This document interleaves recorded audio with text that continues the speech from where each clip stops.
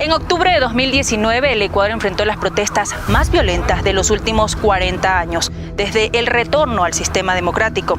El vandalismo disfrazado de protesta y grupos políticos claramente identificados provocaron destrucción en bienes públicos y privados, bloqueo de vías, saqueos y más daños en su afán de dar un golpe de Estado. Esto es un recuento de octubre de 2019, cuando a pesar de todo, sembramos paz para construir un país mejor.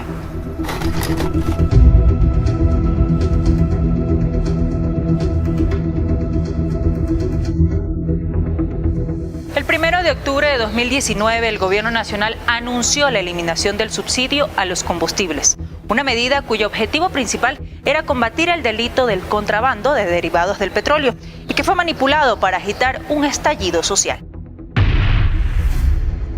Frente a la crisis económica que se había agravado en el país, el presidente de la República anunció la decisión de eliminar el subsidio a los combustibles y de esta forma ahorrar $1.400 millones al fisco, que serviría para atender la emergencia sanitaria y proteger al sector social. Tras el anuncio, el Frente Unitario de Trabajadores, la Confederación de Nacionalidades Indígenas y la Federación de Cooperativas de Transporte Público de Pasajeros anunciaron movilizaciones. Los transportistas bloquearon calles y carreteras en varias zonas del país. Es una decisión en firme, pues la transportación lamentablemente no sale a operar. Con el fin de precautelar la seguridad ciudadana y evitar más caos, el Ejecutivo decretó estado de excepción. El 5 de octubre, los transportistas decidieron abandonar la paralización, pero las protestas continuaron, encabezadas por la CONAIE y grupos opositores al gobierno que se infiltraron en las manifestaciones. Tras la escalada de violencia que sufría Ecuador, el presidente Lenín Moreno decidió trasladar la sede del gobierno a Guayaquil. Paralizaciones en las vías y grupos indígenas engañados por dirigentes inescrupulosos empezaron a causar estragos. Escasez de alimentos, gas y otros insumos de primera necesidad en las principales ciudades del país. Lo que inició como una manifestación social legítima se iba configurando en un intento de golpe de Estado. La ciudadanía miraba con asombro y temor a través de sus pantallas la destrucción que sufría el país. Durante 12 días se registraron ataques contra edificios de instituciones públicas y en contra de los centros históricos de Quito y Cuenca. Los edificios e inmediaciones aledañas a la Asamblea Nacional y a la Contraloría General del Estado fueron los más afectados en la capital. Nunca antes paralizaciones o marchas habían tenido objetivos tan claros. El incendio que sufrió la Contraloría tuvo un trasfondo: paralizar el trabajo de dicha entidad en contra de la corrupción.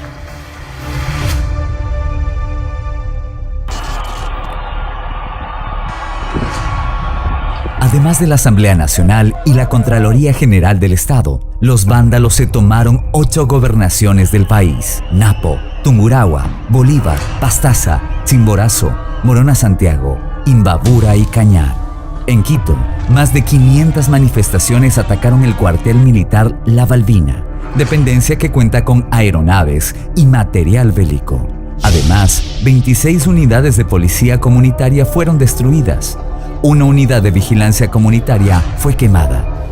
108 vehículos policiales fueron afectados. Pese a la extrema violencia de las protestas, la Policía Nacional tenía una orden clara: no disparar una sola bala. Únicamente controlar el orden de las protestas y, en casos extremos, el uso de material disuasivo. No obstante, el cuerpo policial sí sufría los embates de la violencia. 435 policías y 80 militares resultaron heridos. Más de 200 efectivos fueron humillados y secuestrados. Además, se reportaron 554 personas heridas y 929 fueron detenidas por haber participado en los desmanes.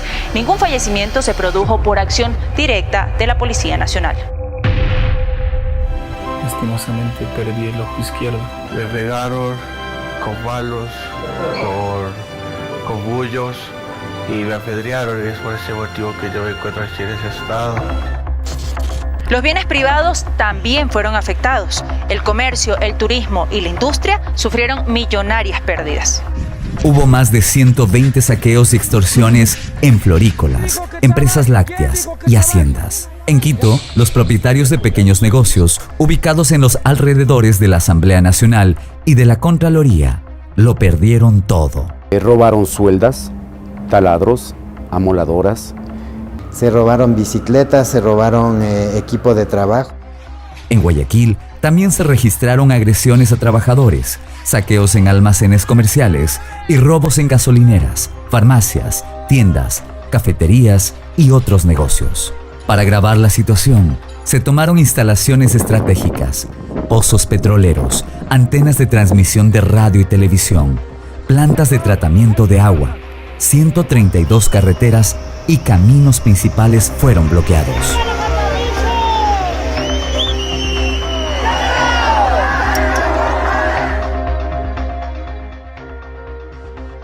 Paralelamente, en redes sociales, el gobierno enfrentaba una guerra en contra de la desinformación.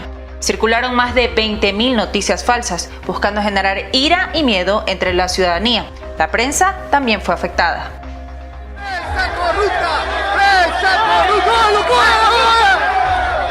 La violencia imperaba y los manifestantes impidieron el trabajo de la prensa escrita y otros medios de comunicación a través de actos vandálicos. La organización Fundamedios registró 131 periodistas agredidos durante las protestas. El 10 de octubre, 31 periodistas fueron retenidos por grupos que cercaron la Casa de la Cultura Ecuatoriana. El 12 de octubre, Quito vivió uno de los días más violentos de su historia reciente. 97 puntos de conflicto simultáneos. La Contraloría General del Estado ardía en llamas. Medios de comunicación eran atacados. La ciudadanía se encontraba atemorizada y confinada en sus hogares. No se puede trabajar, no se puede trasladarse uno caminando. Y no hay cómo llegar a nuestros trabajos, a veces hasta que nos puedan despedir, porque no se avanza a llegar. Que ya se dejen de hacer huelgas y para que pueda producir el Ecuador.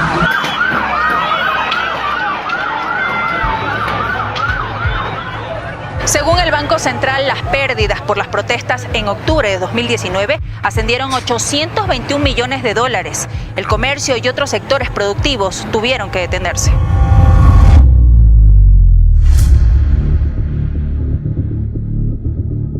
El sector hidrocarburífero tuvo pérdidas por cerca de 2 millones de barriles, dado que 11 campos fueron atacados. El sector florícola perdió más de $40 millones, porque 11.000 toneladas de flores se dejaron de cosechar o de exportar. La industria turística perdió más de $50 millones. El intento golpista de octubre también afectó la capacidad de respuesta del país ante la pandemia. Se perdieron importantes recursos que hubieran sido destinados para atender la emergencia sanitaria. Desde el principio, el presidente de la República extendió la invitación al diálogo. Ese siempre fue el camino, esa siempre fue la posición del gobierno. Como resultado del diálogo, se establece un nuevo decreto que deja sin efecto el decreto 883. El 13 de octubre de 2019, el primer mandatario anunció la derogatoria del decreto 883 con respecto a la eliminación del subsidio a los combustibles. Posterior a los diálogos entre el gobierno y los dirigentes indígenas, se instalaron las mesas de acuerdos. Luego de los sucesos de octubre, diversos organismos internacionales de derechos humanos han reconocido los esfuerzos del gobierno nacional para alcanzar la paz. A todos quienes han participado en este proceso de paz, pues el agradecimiento del presidente de la República. La función judicial avanza en el trámite de los procesos penales iniciados contra quienes cometieron daños en contra de los bienes públicos y privados.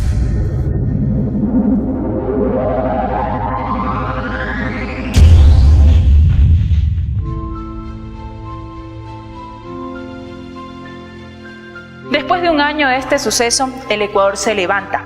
Hoy nos enfocamos en superar el impacto económico del COVID-19, juntos, como un solo puño, como una sola fuerza, con la mirada fija en no perder un minuto en nada que no sea trabajo y esfuerzo. En octubre del 2019 hubo que ceder para ganar. El diálogo es la mejor respuesta. Lo fue desde el primer día de este gobierno. Gracias al diálogo sembramos paz y construimos un país mejor.